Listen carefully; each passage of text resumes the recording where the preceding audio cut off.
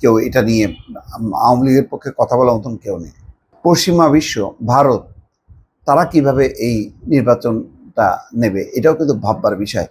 যদি মানে কারোর কোনো আপত্তি না থাকে তাহলে ঠিক আছে, আওয়ামী লীগ বাদ দিয়ে একটা ভালো নির্বাচন হতে পারে, একটা সুন্দর নির্বাচন হতে পারে।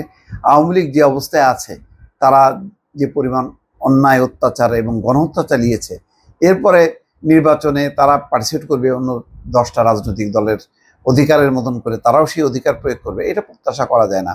হ্যাঁ, আওয়ামী লীগের মধ্যে যদি বোধোদয় হতো, আওয়ামী লীগের মধ্য থেকে যদি একটা সংশোধিত আওয়ামী লীগ সামনে আসতে পারতো, তাহলে হয়তো বিবেচনা করা যেত। ফলে এটাও একেবারে সব দলের অংশগ্রহণ, এটাও বোধহয় সঠিক হবে না। বরং যেটা জাতিসংঘের প্রতিনিধি গোয়েন লুইস বলেছেন, যে অংশগ্রহণমূলক নির্বাচন বলতে আমরা বুঝি জনগণের অংশগ্রহণ, দলের অংশগ্রহণ না। এই স্ট্যান্ডে যদি না যায় ইউনূস সরকার, তাহলে কিন্তু একটা ধরা খাওয়ার সম্ভাবনা আছে। দর্শক, ভালো থাকবেন। আল্লাহ হাফেজ।